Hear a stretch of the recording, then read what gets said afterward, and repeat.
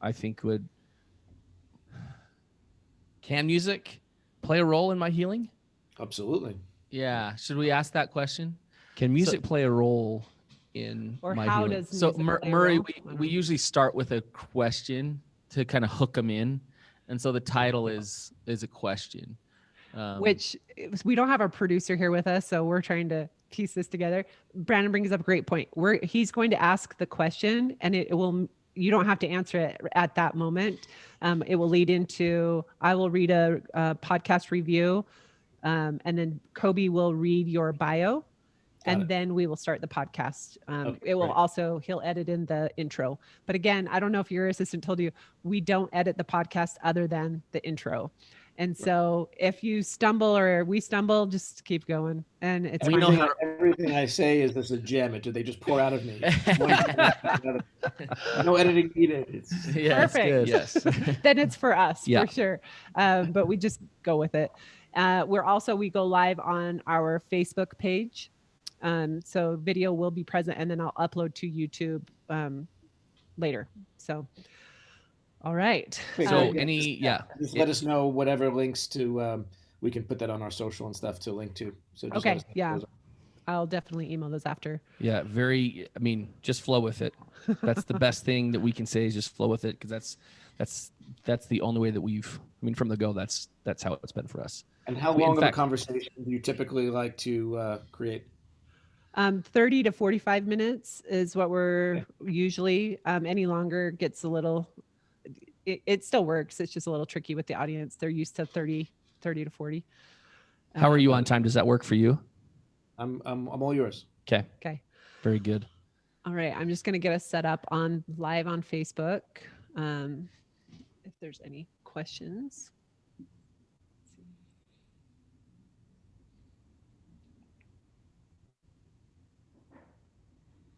All right. So we're naming it How Can Music Help? Is that what we're naming it? How music can help? Can music play a role in healing? Okay.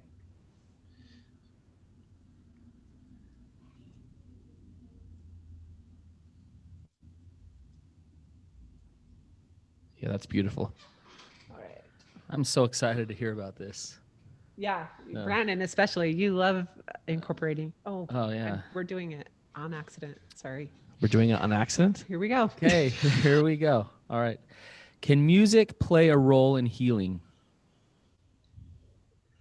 All right, we're going to answer that right after we get to share with you a review from the podcast. We really appreciate you guys taking the time to jump over to iTunes and share some feedback over there. This one says, extremely insightful. Every time I press play and hear the intro music, I feel relaxed and ready to listen. Even when I don't feel particularly like growing and stretching myself, I never regret clicking the play button. Thank you all so much for your insight, not only for my journey as the one in recovery, but also the perspective it has helped me take on the betrayed's journey as well. So thank you.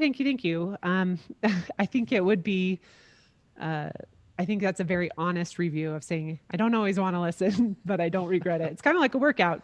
Rarely do we want to go work out, but yet we don't regret it. Once we do, then we're really happy about that.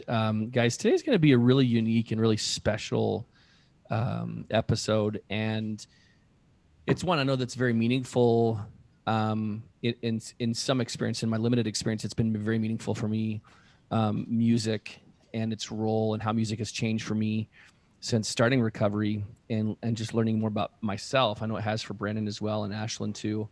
But we're really excited to have Murray with us today. Murray Hidary is a meditation teacher, composer, and pianist. He studied music and composition at NYU and sees music as a bridge connecting that which is hidden with that which is manifest.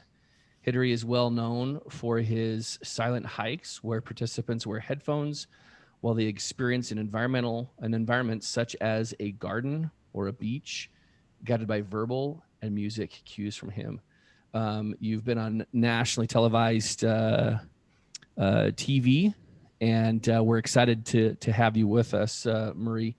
It's going to be a great experience for us, and let's just go ahead and jump on in just very quickly. Let's just answer that question. Can music play a role in me healing from my own addiction and the wounds that spawned it? And can music play a role in my partner who's been betrayed, who I betrayed, play a role in their healing as well? So I'll unequivocally say the answer is yes to that, and that's really coming from, this is nothing theoretical. This is coming from, really where the rubber meets the road. It's my own experience. It's the experience of many loved ones in my life that have been through addiction and recovery, that use music, in particular the mind travel music, as part of their journey, as their companion towards this continuing, journey of discovery. And if we think about music, generally music as the language of emotions, right? I mean, we consider, when we say that, I don't have words for it, we turn to music, right? That's what we say. And there's a reason for that. Music is a multi-dimensional language. It's a language that, unlike our spoken language, right? When we speak, we put one letter in front of the other, which is one word in front of the other, one sentence in front of the other. We construct ideas. Those ideas become more sophisticated, but it's all linear. It's all one word in front of the other to communicate. And if two of us communicate at the same time, then we just can't understand what's happening. It's just noise or a presidential debate. So we just carnage. Right. We just can't understand what's happening. So we have to have like this taking turns in our conversational linear approach to communication. Music operates very differently, right? Music is linear in the sense that we put one note in front of the other or one phrase in front of the other to create these musical sentences, right? Or phrases as we call them. But when we have two voices at the same time, we don't call that noise. Now we call that harmony.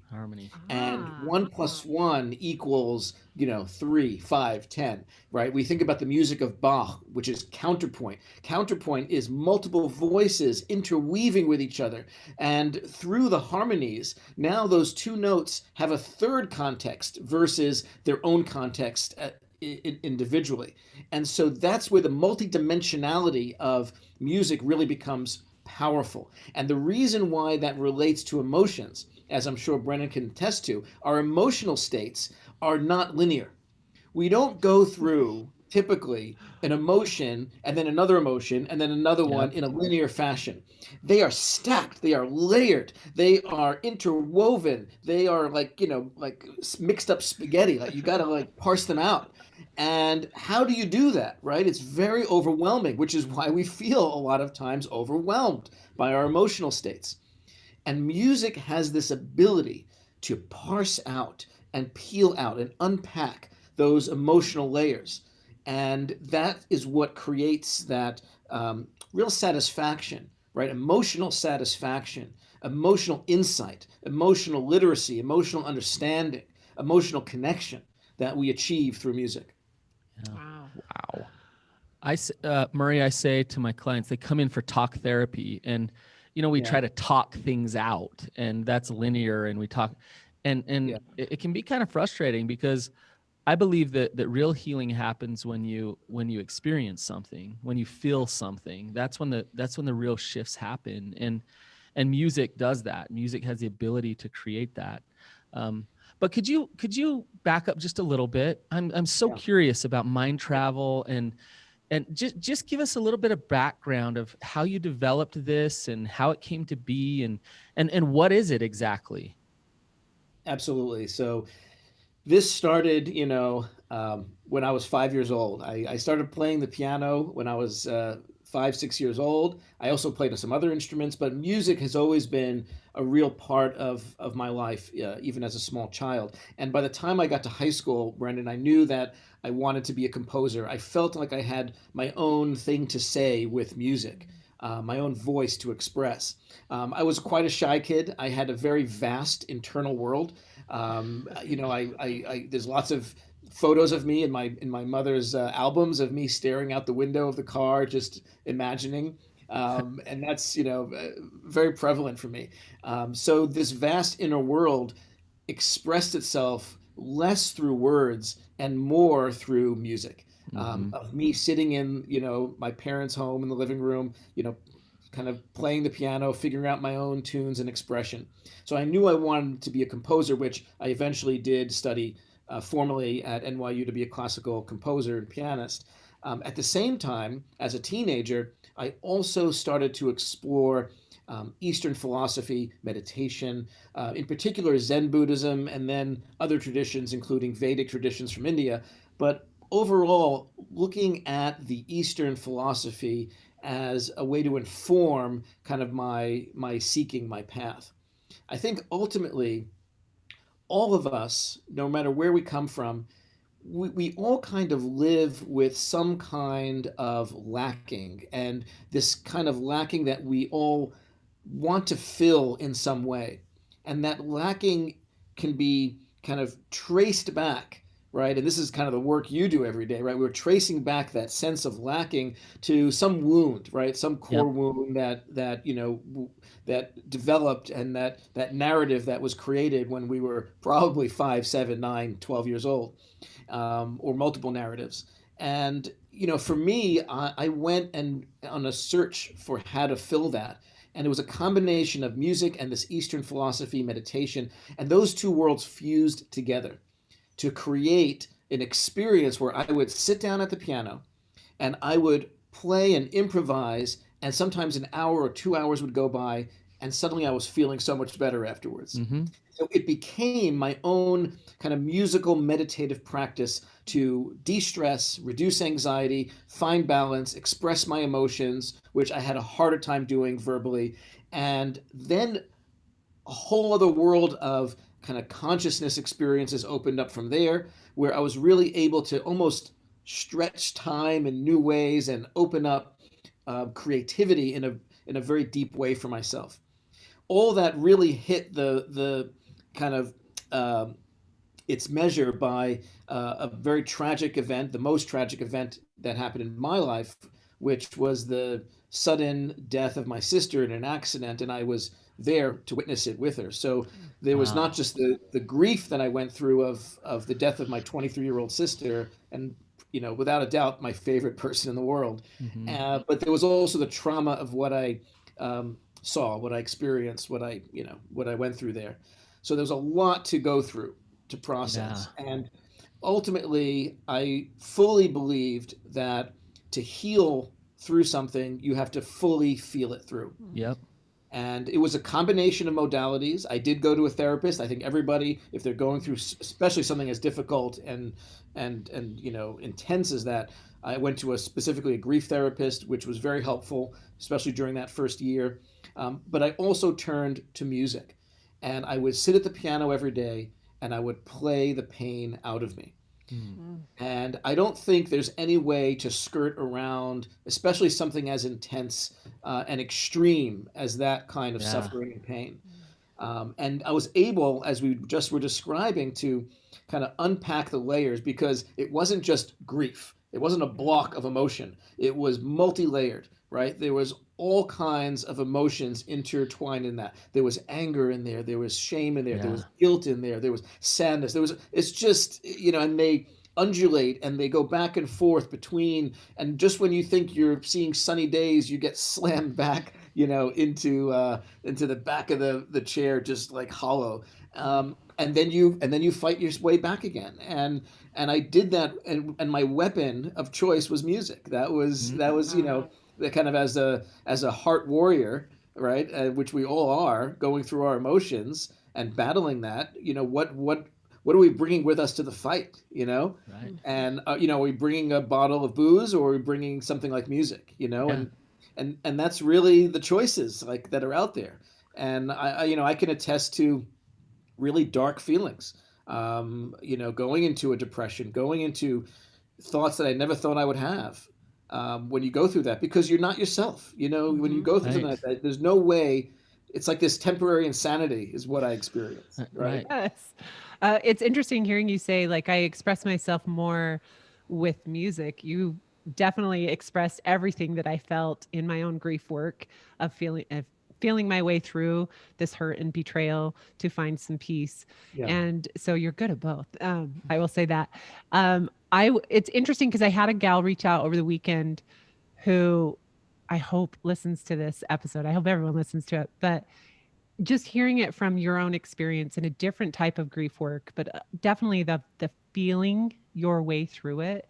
You know, she's doing our Beyond Betrayal program and she says, everything's getting worse. I feel more anger and I'm yelling at my kids and I'm yelling at my husband. Yeah. And she says, like, I know you guys say that that's going to happen, but like, this doesn't feel right. My husband's saying, why are you doing this to us? You know?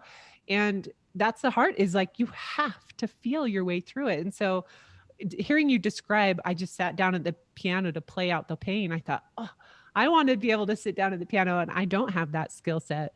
So how do we use and encourage that when we don't have that talent? So what's wonderful about music as a language is that it doesn't matter if you're the person speaking the language or listening to the language for it to have the communication. Okay, so I'll say that again. It doesn't matter if you're the one speaking or listening for it to have its impact, for the communication to land. And I'll furthermore state that it doesn't matter that I don't know the details of your pain, right? I don't know the details of your pain.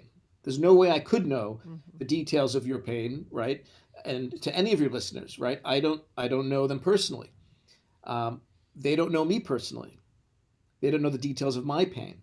Yet somehow we're able to connect through the music because it's like this translation, right? Where my pain translates into this musical pattern and construct, which then is absorbed, listened, and translated into an emotional state, which somehow lands. And you can relate it to your own details, even though I don't have your details in mind when I'm creating the music. Because the human experience has a commonality. It doesn't matter what the surface details are. It doesn't matter what we look like, you know, all the different things that we think create such diversity amongst us. Yes, those are true. And at the same time, the details of the human experience are pretty similar. Just different, you know, different details, different times, different places, you know, different things. But there's a commonality that can be expressed. And it doesn't matter if you're playing it or listening to it, you can be in that space. I oftentimes will listen to a recording and I get something very different out of it than when I'm actually playing it, because I'm able to just go on the ride in a little bit different of a way. Very interesting. I think this is fascinating. And if you will, Murray, I'm interested to hear from you on the feeling through it part, right? Can you describe, maybe just in high level points, what you felt as you worked through that, and how did you give yourself permission to say this is actually okay to feel this? Right. Well, the first statement I think my brain made, I don't even want to say I made it, it just happened. I don't think we actually even control our thoughts, but that's another conversation. The first thought that appeared was, how am I going to get my life back? How can I even get a semblance of my life back? And I didn't know the answer to that. It wasn't clear to me. And it certainly wasn't clear to me that if I did, it would be the same life. It would clearly be a different life. And that ended up what happened. And I will say that not only did I I didn't get my old life back. I got a new life back, and the new life I got back is 10 times the old life I had. Yeah. Now, you'd never want to wish an event like that on anybody, but we all will deal with something like that, right? A lot of people will experience something worse. Some people won't experience something maybe that traumatic, you know, of a death of someone so young in their life and out of the norm of the, you know, of the flow of nature. But there will be extreme grief. There will be painful. There will be suffering. We all experience it. And then there's a question of how we choose to show up to that, you know, adversity. And for me, I made a commitment early on that I was going to get through it and I was going to lead my best life possible. I didn't know how. I didn't have the roadmap for it, but that was my commitment to myself. And then I turned to the music, and as I mentioned, you know, to Brennan, I turned to a therapist. I turned to running. I committed to running a marathon in my sister's honor because we promised we were going to run together. That was one of the last conversations we had.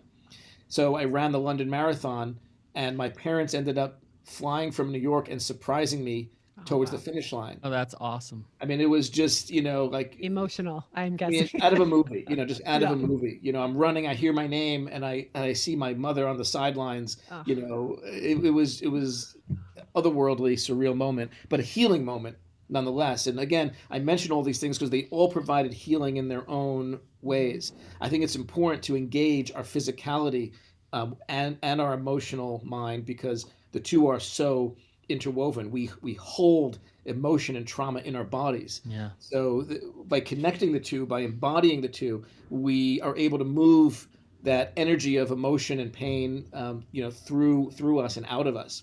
But going back to your point, Coby, about how do we really get into the feelingness of it, right? That's a very raw state. And I think that in order to fully move through something as difficult as, whatever is driving addiction, whatever is, the toughest grief, whatever we're dealing with, that's the object of the suffering, I think it's important that we have to hit rock bottom with it. And it's hard to know when you hit rock bottom, but when you hit it, you kind of, it's unmistakable. It so overwhelms you that you truly don't know if you can even get up from the bed or the couch or the floor, in some cases. And of course it manifests in many areas of our lives, right? With our relationships and our jobs and our, everything, our health. But when we hit rock bottom, then we have something to push off from. Mm-hmm. And if we try to kind of get through it as we're falling, just imagine falling, there's nothing to push off of, like the physics of it, right?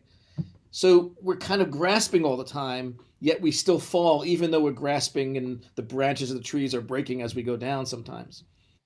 And sometimes we might feel like we're slowing ourselves down and we're making progress, only to then fall further.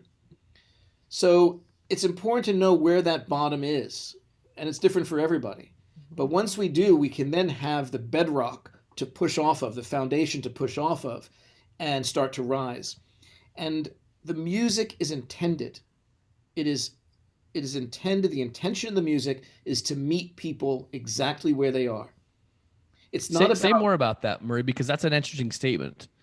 It's not about, I'm not trying to create music that is trying to kind of make people feel good and inspire them. And that's a Band-Aid.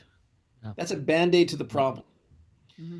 And it might work for an hour or a day or a week, but it's a temporary fix for a much deeper problem.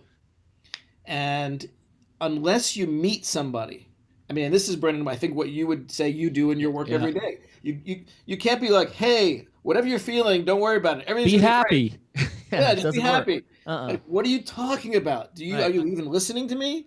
Right? So you got to meet them where they're at.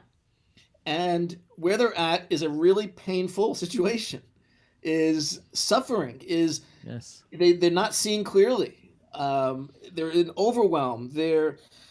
So you got to meet them there and sit with them in that space. And once you connect there, then you can slowly rise up together.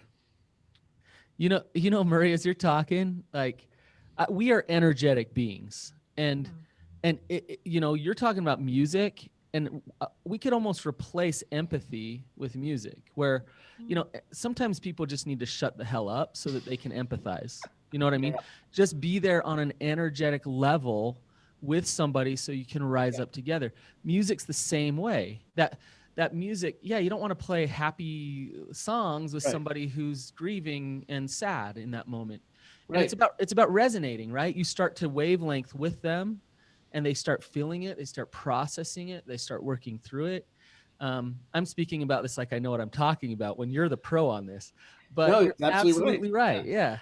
So and look, if you went to sit with a friend or family member that was grieving or going through something really difficult, this is from my own experience. All it takes is someone sitting next to you, maybe a gentle, loving caress of your hand or arm or knee or shoulder or whatever. They don't have to say anything, and it's better if they don't. because just there is be with nothing them. they can say that can actually make it better. It's just their presence Yep. that you just know that there is love. Love gets created, and it's love that can rise it up. And music is a proxy for love, right? Yes. Music is the language of love, of emotions, and it is it is a vehicle for empathy, Right. and for connection. So look, not all music's created equal. I mean, saying, any music is like saying food. Like, you can just eat any food and it'll be healthy. Like, no, you need the right food for the right situation, just like you need the right music for the right situation. Yeah. And I do think of music like food a lot. There's some music that's great for dessert, and some music, that's you need as a wholesome entree, right?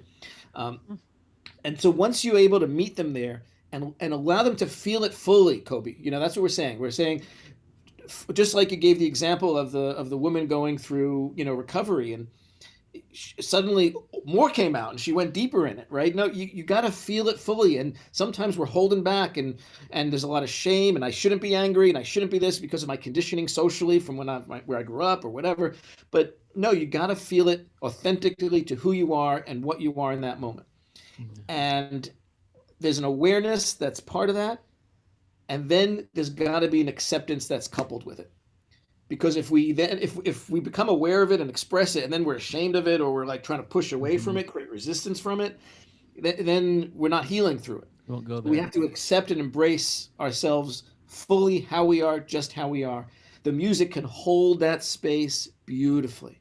The music can really and listening to music with others. That's why the events, Ashlynn, that we do, where you have hundreds or thousands of people coming together, they get to experience that individual journey collectively.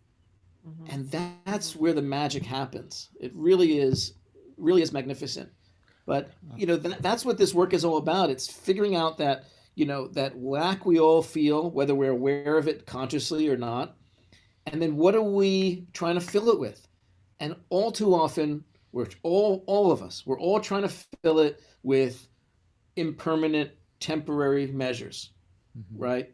And that's where addiction takes hold of us, takes grip of us. And and of course they're temporary, they go away, you're left with the hole. And then what do? You fill it again. And because of our bodies get adjusted to this stuff, you got to keep filling it with more and more and more and more, and then it could kill you, right? I mean, that's what happens. So Murray, yeah. Murray, you said something really profound earlier, and I want to kind of reiterate it and ask a question about it. In that, when you listen to the music, or when you go into the pain, you just go into the pain. You're not like using alcohol to numb out, or escaping the pain. But something you said was, when you were processing the pain of your sister, and how your life is 10 times better now, you didn't know where you were going. You didn't know how it was all going to end up. Right. So is there an element of almost faith or vulnerability to allowing yourself to step into that and not knowing how it's all going to end up? Well, there is a surrendering. That is for sure how I think about it. Yeah. There's an unknown. There's a vast abyss in front of you. It's a black hole. You're both in it and moving into it at the same time. Yeah. You're just lost. There's no sense of directionality. There's no landmarks. Like when you walk through New York City, you got the Empire State Building. In Paris, you got the Eiffel Tower. You know where you are. There's none of that. You have no frame of reference. You're just lost in a dark place, and there's no way out. You don't even see the light at the end of the tunnel to even know that there's an end of a tunnel. You don't even know where you are. So that's the reality. That's your reality. Right. And you're absolutely right. That's which makes it easier to drink booze and numb out. But if you do that, you don't get the benefit that you're talking about of moving through it. Correct? And finding that light at the end of the tunnel, right? That's right. You end up feeling less as opposed to feeling more. And I think it's important for us to interject here, and I think you would all agree, that we can insert this distinction between pain and suffering. Yes. Right? And for most people, that's the same thing. They'd be like, no, that's the same thing. What do you mean? My pain is my suffering. My suffering is my pain. No. I'm in pain. I'm No. suffering. It's totally different, right? I think as human beings, we're pain is part of the system, part of the design, right? Both physical and emotional. And it's very helpful at times. If you feel a pain, it means it's a signal something's wrong, handle it, right? Same emotionally. So it's data points, it's information that we can use. And yes, there is a bittersweetness to life. There's a melancholy to life, but it's coupled with, the joys and the beauty of life. We live in this dualistic experience, which has both of them to it. And, we embrace that, birth and death. Everything has that context, but it doesn't mean it has to have the additional layer of suffering on it, which is the narrative, the story, the interpretation of the painful event that we place on it. And that's the point where if we can separate those two through thoughtful, mindful reflection, contemplation, then we have freedom available to us in the space we create between pain and suffering. And that's what happened for me, and I know what happens for so many if you bring attention to it. Yep. Pain is mandatory, suffering is optional. Exactly right. That's very well said. Murray, tell us what people experience when they attend an event for the first time, whether it's virtual or it's in person. Obviously, with COVID-19, that's put a stifle on many in-person events. But what can people expect when they show up, even virtually? Typically, Coby, people would come and have no clue what they're coming to. So I say that because most people show up because of a friend told them to come. Okay. So everything I've done has been word of mouth. We've brought this to just a gazillion people, and I hear over and over again, it's word of mouth. My friend told me to come. My friend in New York told me to come. I'm in a different state, and I tour this around the country. So, I'll end up in Tallahassee and someone's like, yeah, my friend in Chicago told me to check it out, or my friend in, Miami told me to come. And they just show up out of trust of their friend, right? Which makes sense. But they don't really know what they're getting themselves into.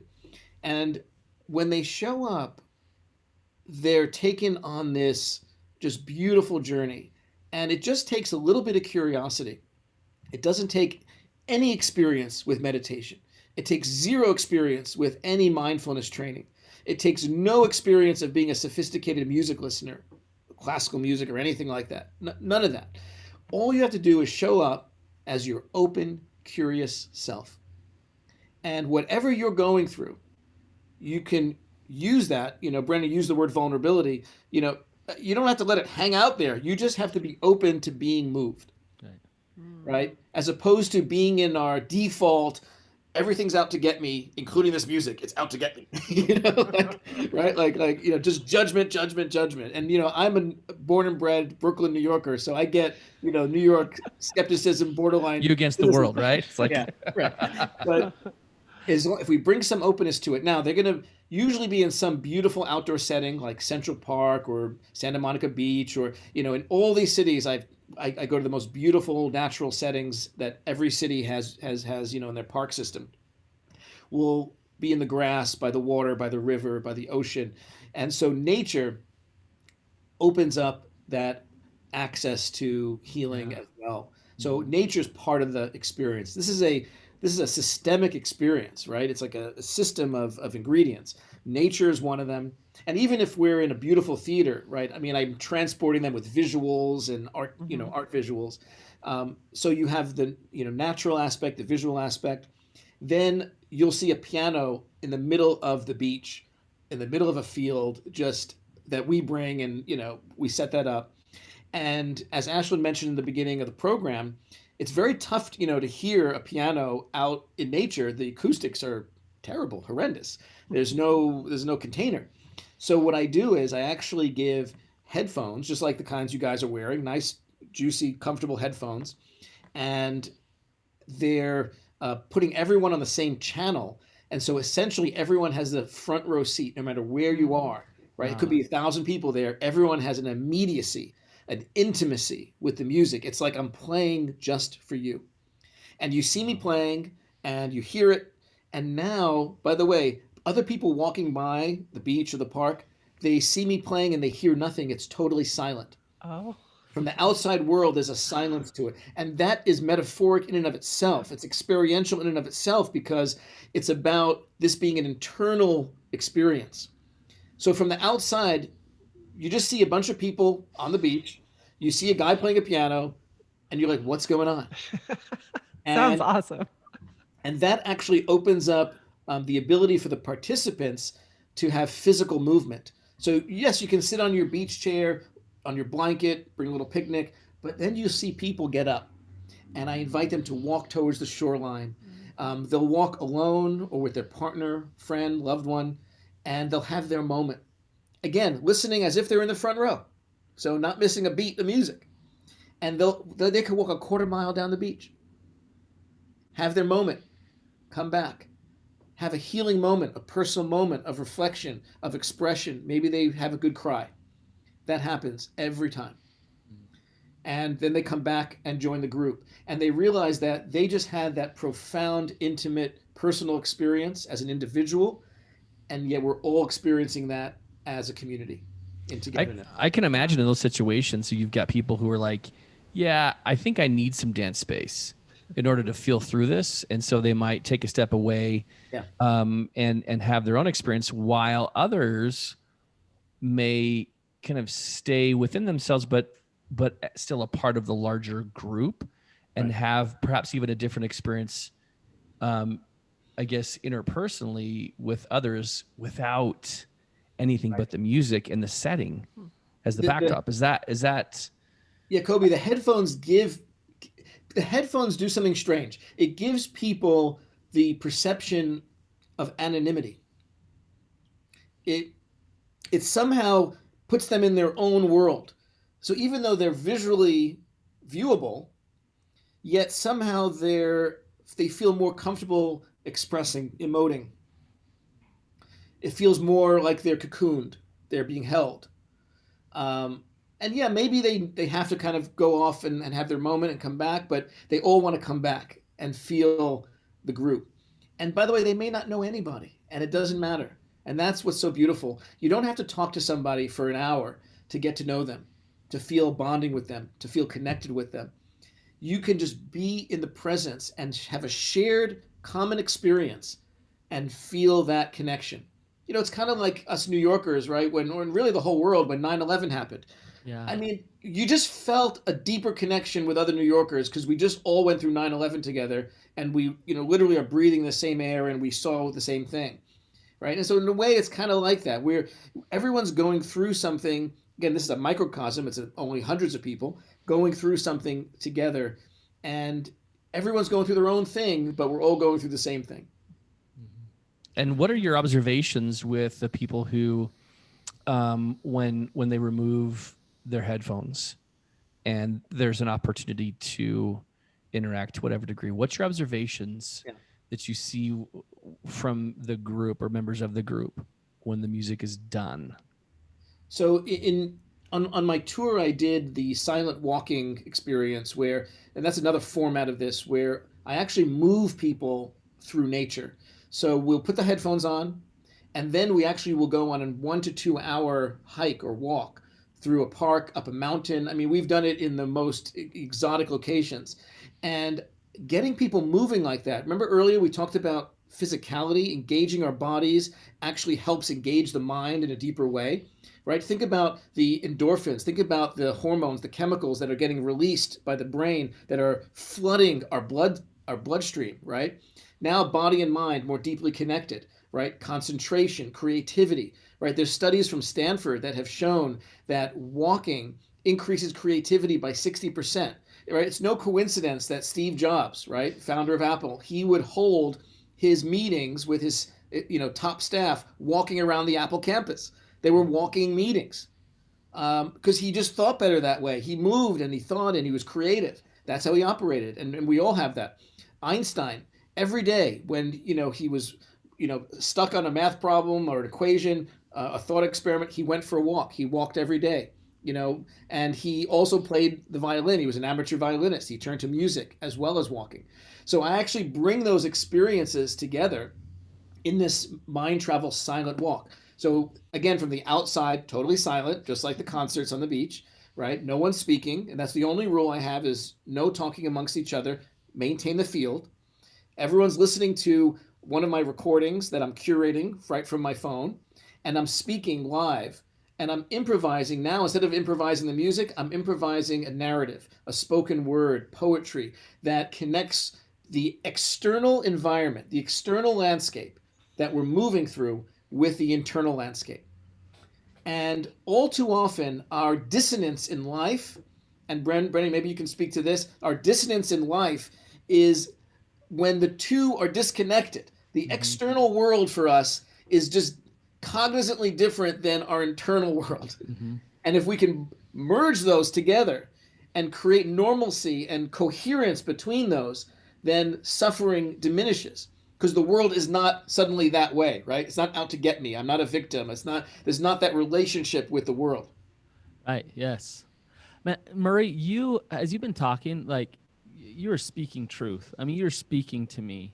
And I know what you're saying is true. From the years and years and years that I've worked very closely with people who are suffering, you're speaking truth. And I'm just wondering, well, what I've really been wondering is when can I go to the beach and get some help? Me too. I'm wondering the same thing. But the other thing I'm wondering is any like research outcomes or like because I think every treatment center, every clinic should have some kind of modality in it like this. Yeah. So are there any outcomes? Well, it's funny. It's literally tomorrow. I am speaking and I'm going to have this kind of conversation and then perform live virtually for the entire Yale School of Surgery. Oh, wow. All the doctors, interns, everyone there, they're bringing mindfulness, music into the operating room. That's awesome. So to speak. And so, look, I mean, if they're open to it, right? I mean, they're that kind of organization, then I think we have a real shot of bringing this kind of sensibility. Yeah. During COVID, of the many things that I've done during COVID in terms of new creations, one of them was a partnership with an incredible nurse, Pamela, who she's on the front lines in New York in the hospitals, and she's also a meditation mindfulness teacher. We created a joint recording for healthcare workers. So now healthcare workers can have, in that 10-minute break between shifts, they can listen to this, chill out, and go back to the front line to their patients, with a sense of ease, openness, and compassion, because of the overwhelm, the physical exhaustion, the emotional exhaustion that they're confronting, right? And now, we know it's not ending anytime soon, right? Given the extent of COVID. Right. Man, I'd love to develop something for addiction, like specific things for addiction or betrayal, just so that they can work through it because. Yeah, awesome. Absolutely. And, and Coby, back to your question earlier, when we finish these walks, and the walks can have 200-300 people walking together. Do you know what that feels like? Do you know what that looks like when you're walking through Detroit as 300 people by the riverside and all the other people looking at you like, what is going on? Like that sense of impact you're having, and that everyone's silent and moving deliberately with choice and, with softness, bringing that to the landscape, the impact that has on so many, it's profound. And when we're done, I put everybody in a circle. I remember one circle was so big in Pittsburgh at Frick Park that it took up the entire soccer field perimeter. That's how many people we had there. And everyone, I took the time, and no one complained, not one person complained, but I took the time and I went with my microphone person by person around the perimeter, around the circle, and I gave everyone an opportunity to be heard, because that's ultimately what we all need. So many of us don't just feel like we're not heard, we're not understood. And I wanted to give everyone, even if it was a word, even if it was a phrase, that's enough. You can say a lifetime in the way you say a word. You can express a lifetime. And I went person by person, and I gave them the opportunity to share their words. And overwhelmingly, the words I hear, the kinds of sentiments that I'm hearing are, love, universal connection, right? I mean, belongingness. I mean, and it doesn't matter where they're from, what age, what race, what color, what religion, and all of that's reflected. You go to these cities, I mean, the people that show up, because I'm not looking for a certain kind of person in terms of the superficial details. Right. I'm not, it's not like, oh, I'm, people who are X age or whatever. No, it's kids, coming with their families. It's seniors coming. I had a woman in who, she's 96. She came up to me afterwards with like that beautiful teary, kind of, eyes. And she just said, "You'll never know what you did for me. I saw my whole life, before me." And she just went on a beautiful journey, a very different one than say a little kid who, I've had a father bring his son, a young son. I think he was about 7 years old, autistic on the spectrum. And he said, I can never get my kid to focus for that long. Yet with the headphones on, he was just enthralled and in his imagination and part of the experience the whole time. But that's the kind of things, we go around a circle and everyone's saying something that it doesn't matter what they look like on the surface. It doesn't matter what those details are. We're dropping a layer beneath that, or many layers beneath that, and finding that common human experience, that common human story. That's what's being expressed, and the music is the binding agent, for that.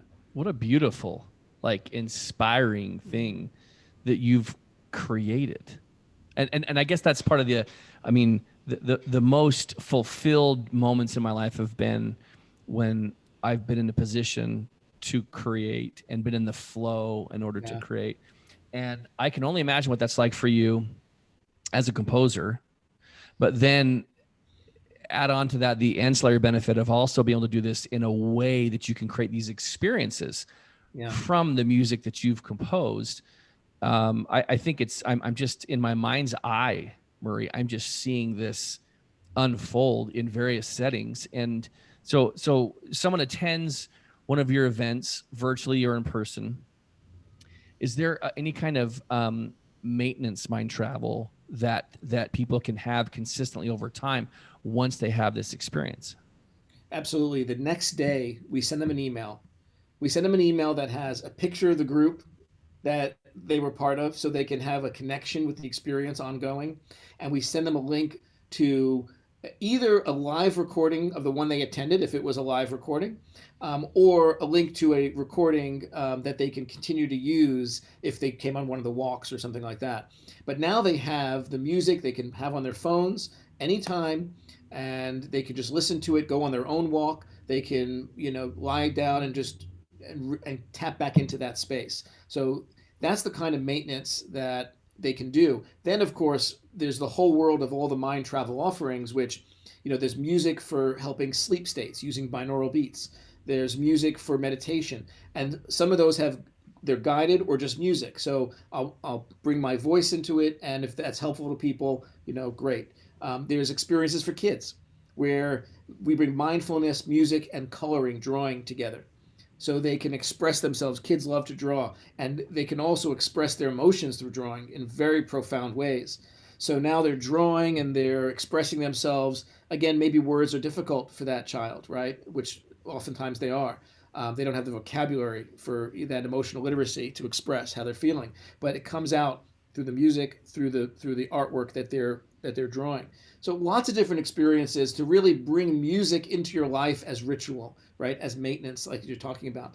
And especially if you're going through something like addiction recovery, it doesn't end. There's not an end to it, It's not like, oh, I'm done. Great. Right. I mean, you gotta, it's like life. It's like if you have a great car, if you don't take it in for service, it's going to have a problem. So, same thing with our bodies, our minds, our emotional and our spiritual states, right? You wouldn't go to the gym once and then claim you're in shape for the rest of your life. That would be a crazy statement, right? Yet we do that with our emotional and spiritual states often, right? And so what if we treated our emotional selves and our spiritual selves in the same way we think about our physical bodies, right? It needs constant attention, awareness, investment. I think that's really, really the key to we talked about a fulfilling life and how against the adversity of what I went through, I was able to come out and really thrive on the other side, with a lot of work, of course. But part of the reason for that is what you just touched on, Coby, which is the fulfilling nature of what I've created, and how being of service kind of comes back to you tenfold. That's the tenfold, right? That's where the math is in that. It's not that I'm 10 times richer. As a matter of fact, I'm not. It's not that I'm decisively less rich doing this. But it's not about that at all. Everything's shifted. That's not even not even on the radar. It's about leading a life where purpose is at the forefront. Service is at the forefront of that.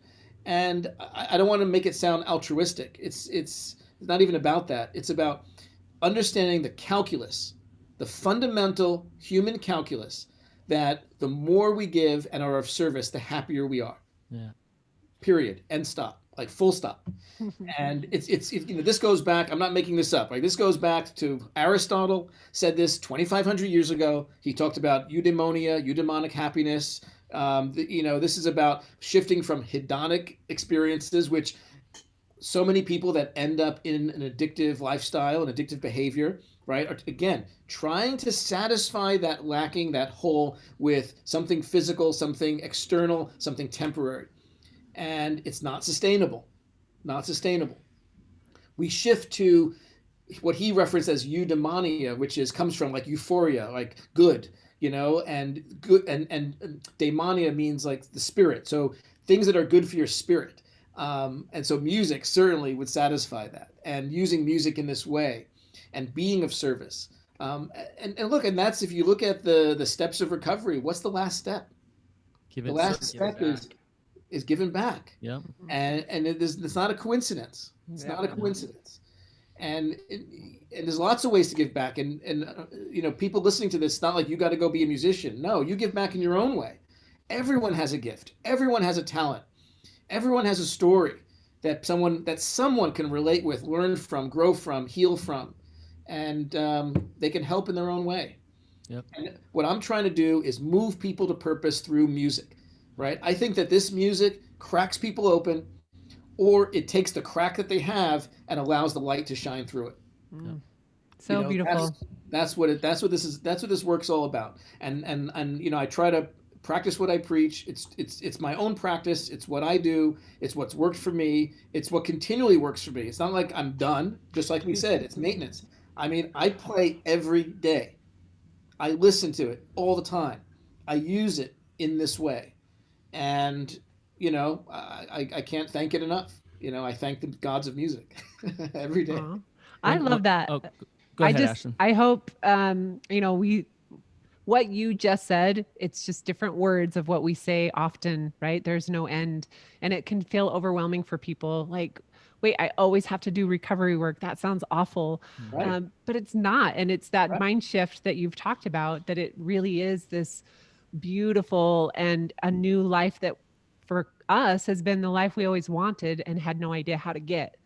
And yes, we had to go through a lot of the messy middle to get to where we're at, but we continue to do the same little things every single day because it adds up. Why stop? So thank you for sharing that. Well, Ashlynn, I think you and Coby are a good example of what Murray's saying is when you're in your purpose, you feel peace. And when you're in your purpose, you are giving back, like you're giving to the world, and that's where tenfold it all just comes back to you. And I've watched that happen with you guys, and Murray, it sounds like you're experiencing it too. So it's just beautiful. So, hey, Murray, where do people find you? What's the best website? Where can they find your information? Mindtravel.com. It's as easy as that.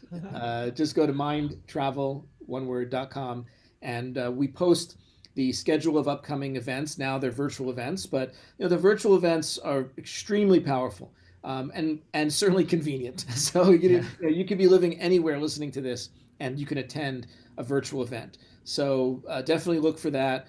I've even been doing the virtual walks. So instead of having to, we're not walking together now, but you walk in your neighborhood and you can listen live as I walk in mine. Oh, So that's cool. we can have dozens and dozens of people walking respectively in their neighborhoods, but we're all doing it together, and there's a power in that. So yeah, so all that's on the site. There's a lot of music on the site, of course, and I invite people to check it out. Cool. Awesome. Thank you for coming on today, Murray. You've been amazing. I really You appreciate it. guys are great. Yeah. I'm definitely going to go check out all your stuff. So I I'm really know excited. we need to do it.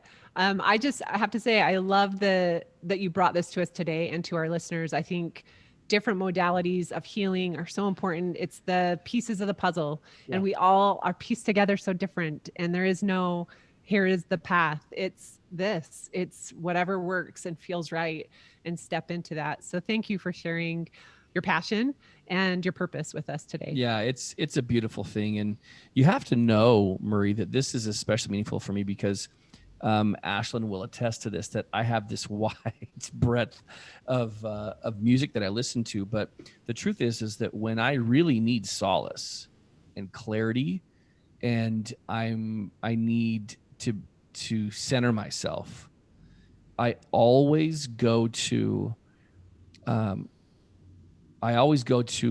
shouldn't say classical, but I instrumental. Primarily, it's kind of interesting too. I've just found some playlists. For instance, one is called Sad Classical on Spotify, which might seem like kind of dismal. Like, wait, Coby, what are you doing exactly? But the truth is that particular music speaks to me and allows me to just soothe myself. It puts me in like this headspace where I can just face what I'm feeling in a very calm, chill way. Cinematic Chill is another one that I listen to a lot on Spotify. I've told I have these groups that I mentor guys in, and I work with guys one-on-one too. And I had one person in particular who texted me last week and said, "So I'm watching the debate, and I figured it'd be better if I listened to Cinematic Chill while I do it, just to help me get through it." Yes. But sounds like we need that, right? If you can provide that for us next week. I got to score the next debate. Exactly. That might be quite a score. Maybe it's something more along the lines of Fantasia than maybe your traditional. But the truth is, though, is that that's been used music for me has been used in a very reactive way to help me deal with tumultuous moments and even longer sustained periods of time. But to understand and know that I can go to mindtravel.com, I can go to your site, and I can find something that will not just allow me to face the things that are hard, but can be this anchor for me as you said, feel through and move through the hard things, and to be supported in my own individuality, in my own situation, without speaking a word. Yeah. That's a beautiful thing.